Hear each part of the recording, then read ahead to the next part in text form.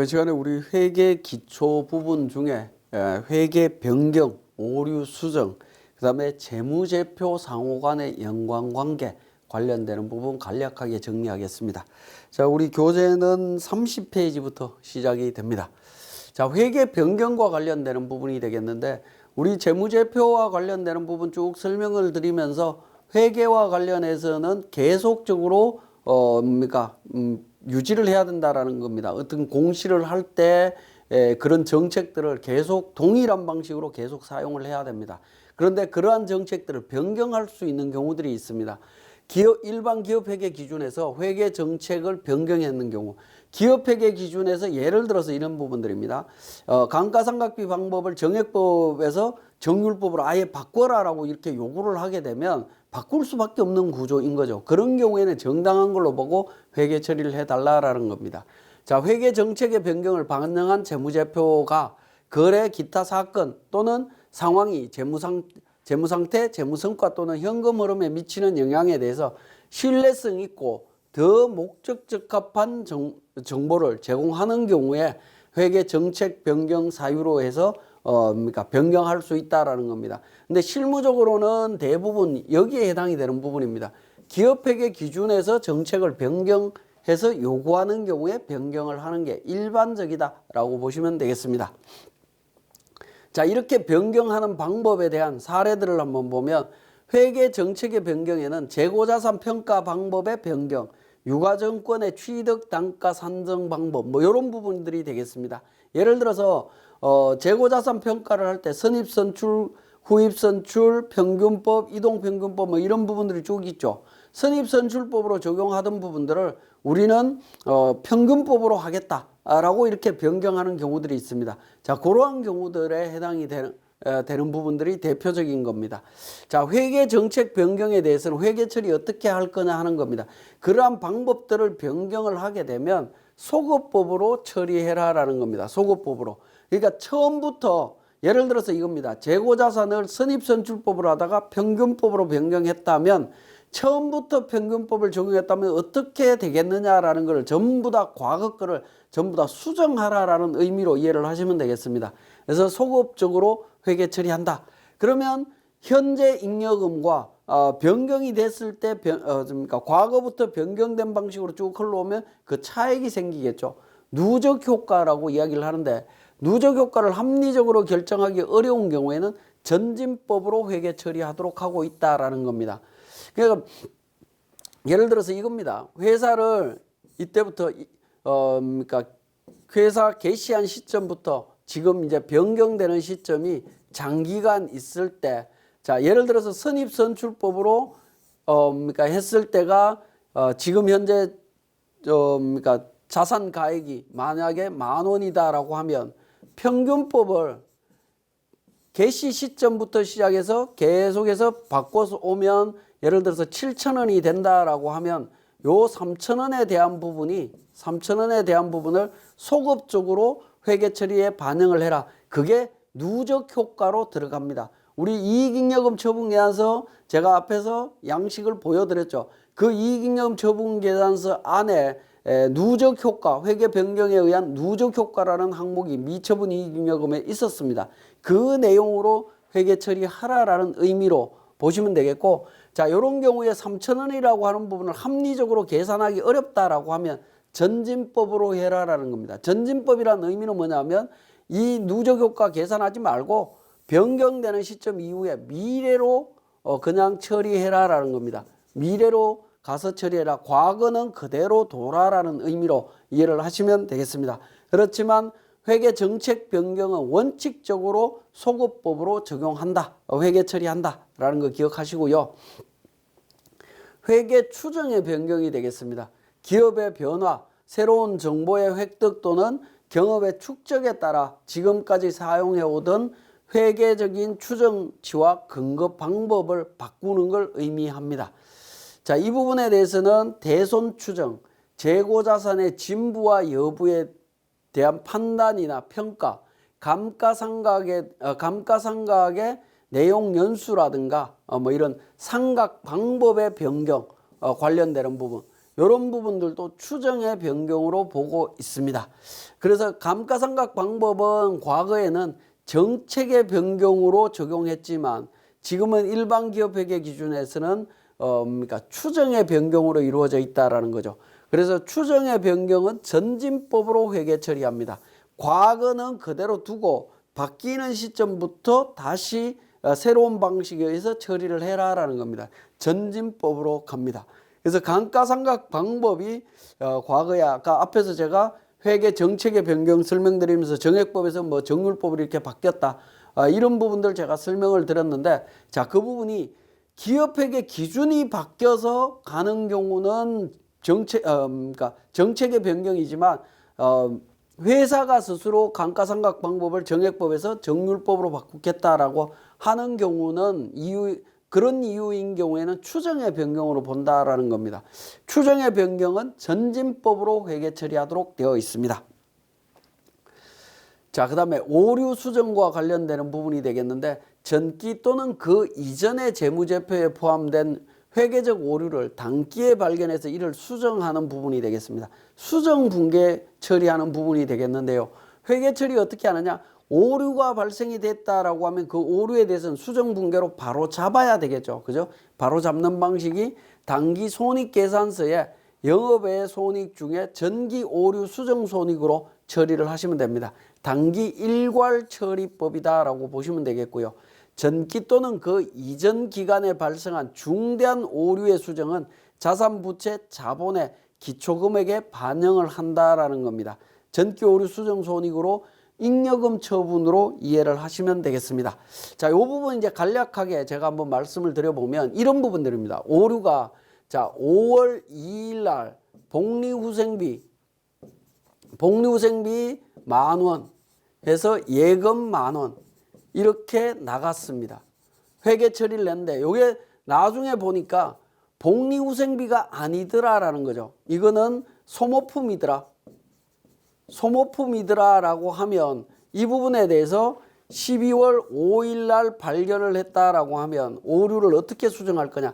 같은 기간이죠. 회계 기간인 경우에는 이때는 수정 붕괴로 당초에 있던 그러니까 붕괴를 수정하는 부분입니다. 복리후생비 대변에서 10,000원을 감소를 시키면서 소모품 자산으로 처리하든가 소모품 비용으로 처리하든가 10,000원 이렇게 정리를 하게 되면 요 복리후생비 계정과 차변에 있는 복리후생비 계정과 대변에 있는 복리후생비 계정이 서로 상쇄되면서 없어지게 되죠. 그래서 12월 5일자 회계 처리하고 5월 2일자 회계 처리가 합쳐지면서 붕괴가 합쳐지면서 그러니까 정리가 될 수 있는 방식이라고 보시면 되겠습니다. 단기에 발생이 된 경우에는 이렇게 처리하는 부분이고요. 자, 여기에 나와 있는 것처럼 일괄 처리 방법, 전기 오류 수정 손익으로 처리한다. 이 부분은 어떤 의미냐면 전기, 즉 예를 들면 2021년도에 회계 처리하기를 재산세를 그러니까 10,000원을 납부를 했습니다. 납부를 했는데 이걸 회계 처리를 어떻게 했냐면 재산세에 납부한 부분을 예를 들어서 이 부분입니다. 선납세금이라고 해서 선납세금 자산 계정에다가 이렇게 10,000원을 처리를 했다라고 하면 예금 10,000원 이렇게 전년도에 처리했다라고 하면 이걸 2022년도에 뭐 5월 2일 날 발견을 했다라고 하면 여기에 대해서 어떻게 처리할 거냐? 요 10,000원이 크게 중요하지 않다라고 하면 선납세금이라고 하는 자산 계정이 가공자산이라고 봐야 되는 거죠. 그러니까 자산을 선납세금이라고 하는 자산을 감소를 시킵니다. 10,000원을 감소시키면서 차변에는 전기 오류 수정 손실해서 10,000원 이렇게 회계 처리해라라는 겁니다. 그래서 전년도 회계와 붕괴와 당해연도 붕괴를 합쳐서 차변 선납세금과 대변 선납세금이 없어지면서 전기오류 수정 손익을 이 부분을 손익계산서에 반영해서 처리하라는 겁니다. 만약에 이 부분이 중요한 거다. 중요성이 있다라고 하면, 중요한 거다라고 하면 이익잉여금으로 처리하는 겁니다. 이익잉여금으로 처리하는 부분이 되겠습니다. 자, 이 부분은 이익잉여금으로 처리한다라는 겁니다. 처리하는데 이익잉여금으로 처리하다 보니까 이익잉여금 처분계산서에 가면 전기 오류 수정 손익이라고 하는 계정이 있습니다. 거기에서 처리를 해라라는 겁니다. 이익잉여금으로 처리한다는 얘기는 당기 손익계산서에 반영되는 것이 아니라 그러니까 전기 재무제표를 수정했다라는 의미로 이해를 하시면 되겠습니다. 이런 형태로 오류 수정이 이루어진다라고 보시면 되겠고요. 자, 오류를 어떻게 발견할 수 있느냐라는 부분인데 시산표를 활용해서 발견하실 수 있습니다. 시산표는 우리 앞에서 회계에 대한 기본적인 개념 설명드릴 때 대차 평균의 원리, 거래의 이중성, 그 다음에 거래의 판료수 있죠. 그런 부분에서 오류가 생겼을 때 시산표도 차변, 대변이 동시에 나오면서 대차 오류가 생기는 부분들이 있습니다. 그러한 오류들을 찾아내실 수가 있겠고요. 근데 모든 오류는 거기에서 찾을 수가 없습니다. 그죠? 찾을 수 있는 부분은 그렇게 찾는 부분이고요. 그 다음에 우리 프로그램을 이용해서 데이터 체크라고 하는 기능인데 그 데이터 체크를 통해 갖고 오류를 찾으실 수도 있습니다. 우리 교재의 이제 33페이지에 보시면 그 오류에 대한 부분 유형별 수정이라고 해서 내용이 나오는 부분이 있는데요.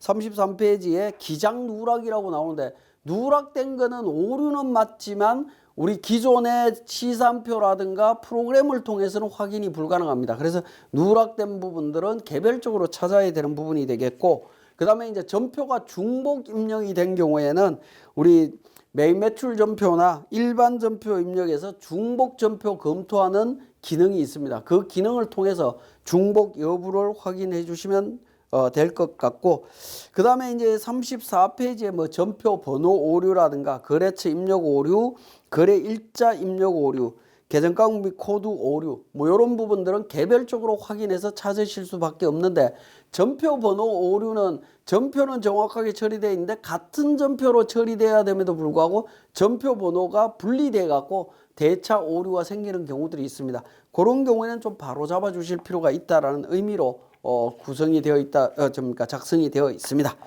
자, 그러면 이제 우리 교재 36페이지에 수익과 비용에 대한 부분들을 정리해 보겠습니다. 손익계산서와 관련되는 부분이라고 보시면 되겠고, 수익의 의미는 통상적인 경영활동에서 발생하는 경제적 효익의 총유입을 말하는 거고요.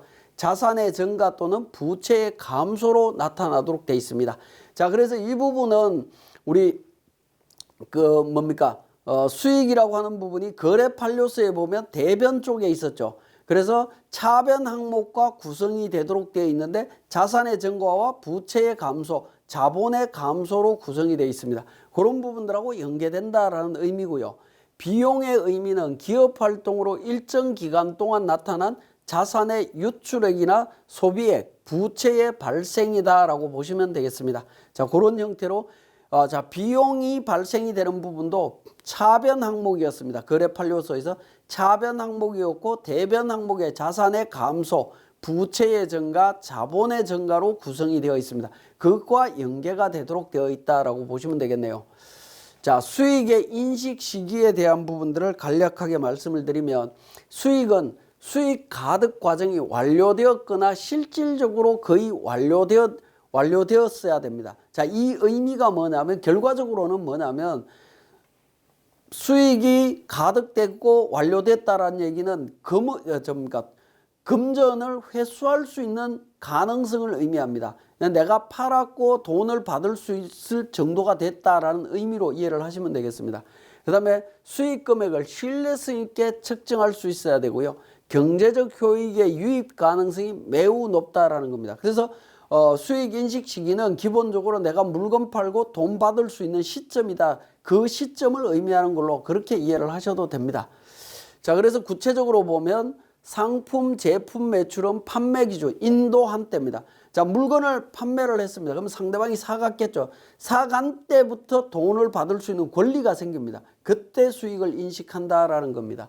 용역 매출, 예약 매출이라고 하는 건 진행 기준입니다. 자, 이 기준은 용역 매출이나 용역 매출 같은 경우에가 이제 그러니까 건물 공사를 의미하시면 됩니다. 자, 건물 공사 같은 경우에는 공사가 진행되는 과정마다 그 진행률에 따라 갖고 수익을 인식할 수 있다라는 겁니다. 왜냐하면 10층짜리 건물 짓는데 3층까지 공사했다면 3층까지에 대한 공사비는 받을 수 있는 권리가 생기는 거죠.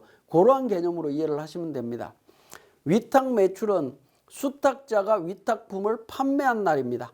자, 위탁 매출은 우리 회사 제품을 A라는 대리점에 보내갖고 A라는 대리점 보고 우리 물건을 좀 팔아달라고 요청을 하는 겁니다. 그러면 우리 회사가 A라는 대리점으로 물건을 보낸 시점이 아니라 A라는 대리점에서 우리 물건을 팔았을 때가 매출 시기가 된다라는 겁니다.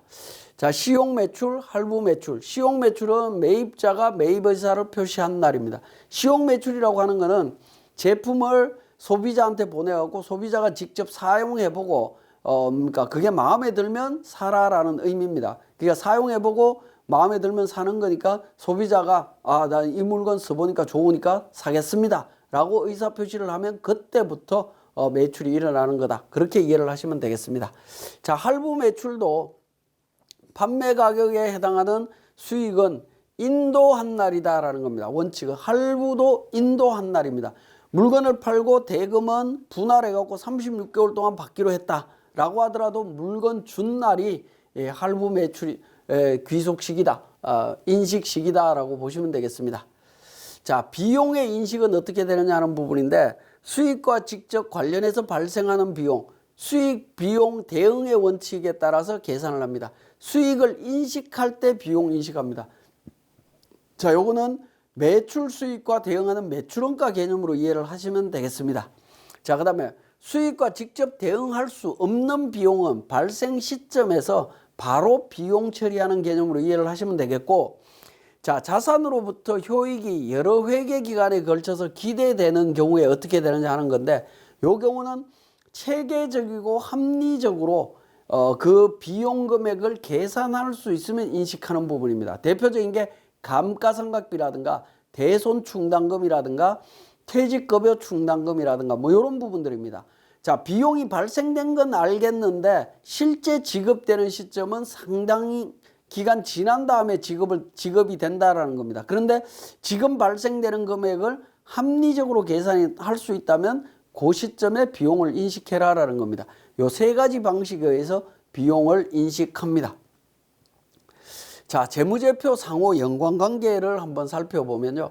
재무제표는 재무상태표, 손익계산서, 원가명세서. 원가명세서는 원래 재무제표가 아닙니다. 근데 연관관계를 설명드리는 차원에서 제가 그 부분도 말씀을 드릴 거고요. 그 다음에 이익잉여 처분계산서가 되겠습니다.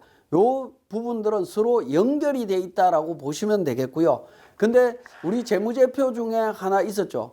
그러니까 현금 흐름표가 있었는데 현금 흐름표는 사실은 우리 재무제표와는 밀접하게 연관되어 있지는 않습니다. 따로 좀 분리되어 있다라고 보시면 되겠고, 재무상태표, 손익계산서, 원가명세서, 이익잉여 처분계산서 관련되는 부분은 발생주의에 의해서 회계처리가 이루어진다면 그 발생주의로 되어 있는 회계처리를 현금주의로 바꾸는 부분이 현금 흐름표다라고 보시면 되겠습니다. 그건 좀 분리해서 보시면 되겠고, 자, 대차재조표라고 이름이 되어 있는데 재무상태표를 의미하는 겁니다. 자, 재무상태표의 재고자산, 유동자산의 재고자산에 보면 제품, 원재료, 제공품 있습니다. 자, 제품, 원재료, 제공품에서 원재료와 제공품은 요 화살표로 따라서 넘어가게 되면 제조 원가 명세서에 기말 원재료비의 기말 원재료 재고액이 있고요.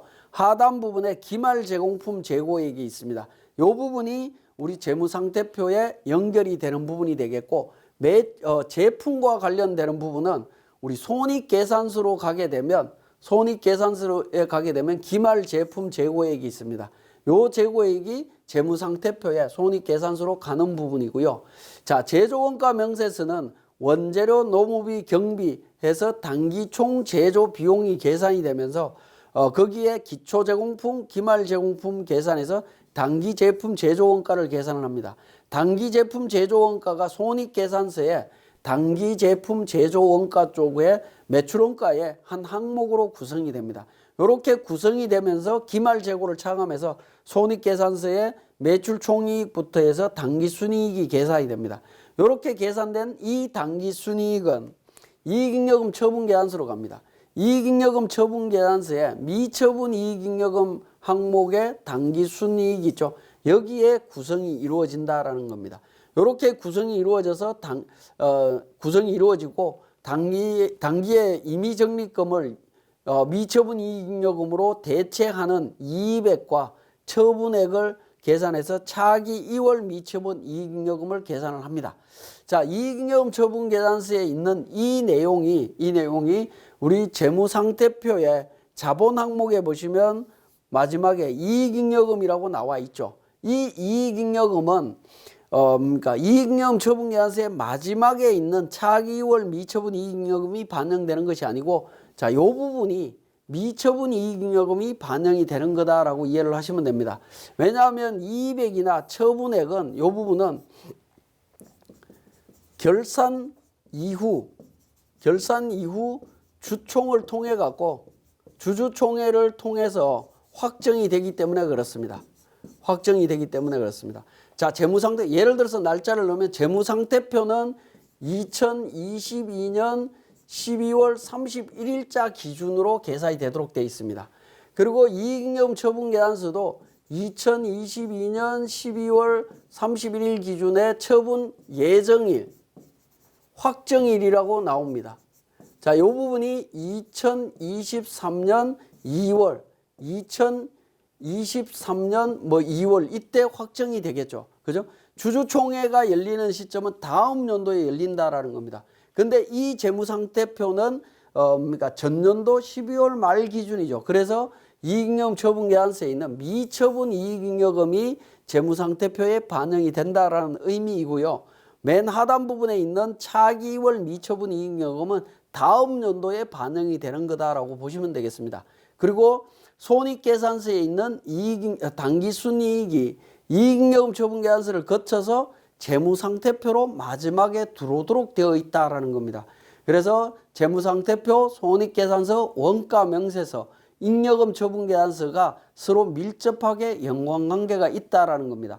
그래서 재무상태표라든가 이익잉여금 처분계산서 이런 부분들에 하나의 오류가 생기게 되면 서로 연결되어 있는 재무제표 전체가 오류가 생깁니다. 자, 그런 부분들을 잘 유념하셔서 추후에 우리 세무사랑 프로를 통해서 결산을 하거나 재무제표를 확정하는 과정에서 그러니까 요 연관관계를 잘 생각을 하시면 오류 없이 잘 마무리하실 수가 있습니다. 교재 보시면 우리 38페이지에 재무제표 상호 연관관계라고 해서 원가명세서, 손익계산서, 재무상태표 관계, 손익계산서하고 재무상태표의 관계, 그 다음에 현금흐름표하고 관계 설명 말씀이 있고요. 40페이지 보면 손익계산서와 현금흐름표, 이익잉여금 처분계산서의 연관관계도 교재에는 설명이 되어 있습니다. 근데 제가 요 앞에서는 설명을 뺐습니다. 41페이지에 재무제표 상호 간의 관계라고 해서 하나의 한 페이지에 모든 내용이 나와 있습니다. 이걸 자세히 보시면 서로 이렇게 연결이 되어 있다는 걸 명확하게 한눈에 보실 수가 있습니다. 자, 여기까지 우리 회계 기초에 대한 부분 정리를 했습니다. 이번 시간 마치겠습니다.